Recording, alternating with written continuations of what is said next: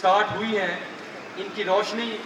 پوری ملک و ملت کو منور کرے گی اللہ کے فضل و کرم سے انشاءاللہ۔ تو دوستو، اس گروپ کو بنانے کا اولین مقصد یہی تھا کہ تمام تعاونی راجپوت بھائی افراد اور برادری ایک دوسرے کو جانے پہچانے کہ یہ جو سفر تھا پاکستان بننے سے پہلے ہمارے امبالہ اور پٹیالہ میں ساتھ ساتھ تاریخی بات بھی ہوتی چلے 360 گاؤں تھے امبالہ اور پٹیالہ میں تعاونی راجپوتوں کے، اور اس طرح کے گاؤں تھے کہ جہاں پہ 100% یا 90% کی اکثریت تھی۔ یہ آپ کے علم میں اضافہ کرتے چلیں، نوجوان ساتھی بھی بیٹھے ہیں۔ اس کے بعد یہ جو سلسلہ شروع ہوا، ساتھی مختلف اضلاع میں منقسم ہو گئے، مختلف صوبوں میں چلے گئے، تو یہ امر یہ بہت ہی ضروری تھا کہ سب بھائیوں کو اکٹھا کیا جائے، ان کی پہچان ہو اور ایک پلیٹ فارم ہو جس سے ہم اپنی برادری کے فلاح و بہبود کے کام کر سکیں اور ایک فکری سوچ کے اوپر انہیں یکجا کر سکیں اور ان میں ایک یکجہتی کی اور اتفاق اور اتحاد کی فضا قائم ہو۔ اسی سلسلے میں یار پھر وہی کام ہو رہا ہے، تھوڑا سا دو چیزیں میں لے کے چلوں گا۔ ایک تو بریف سی تعاونی راجپوت ہسٹری کے بارے میں بتانا چاہوں گا، اور دوسرا اس گروپ کے قواعد و ضوابط اور اغراض و مقاصد، اس پہ مختصر اس کا احاطہ کروں گا۔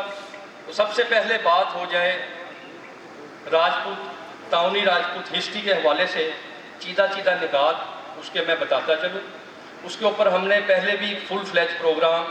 فیس بک کے اوپر اور یوٹیوب کے اوپر کیا ہے، تو جو ساتھی تفصیلاً اس کو دیکھنا چاہیں، رانا اسد اقبال کے نام سے یوٹیوب کے اوپر میرا چینل موجود ہے، جس پہ تعاونی راجپوت اور اوور آل راجپوت قوم کی تاریخ جو بیان کی ہے، اس پہ میں نے کاوش کی ہے تمام دوستوں اور بزرگوں کے تعاون سے، اور جو تاریخی حوالہ جات ہیں ان کو یکجا کرنے کی کوشش کی ہے، اور اس بارے میں ہمارے اس پلیٹ فارم سے مزید بھی کام جاری ہے۔ تو انشاءاللہ العزیز باقی بھی ساتھی اس پہ روشنی ڈالیں گے۔ تو تعاونی راجپوت تاریخ کے حوالے سے بات کرتے ہیں تو چند حقائق میں آپ کے سامنے رکھتا ہوں۔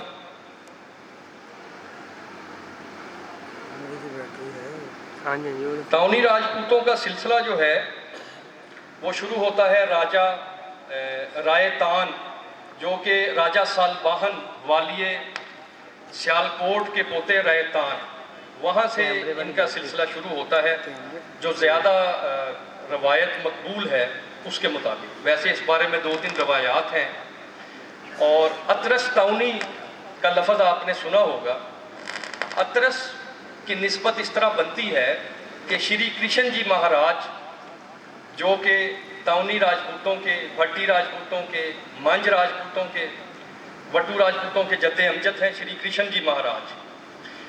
ان کی 26ویں پشت پہ راجہ سالباہن تھے، جن کے پوتے رائے تان، وہاں سے یہ ہمارا سلسلہ تعاونی راجپوتوں کا چلا ہے۔ جو اطرس کا لفظ لگا ہے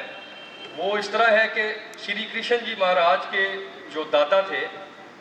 ان کا نام اطرس تھا،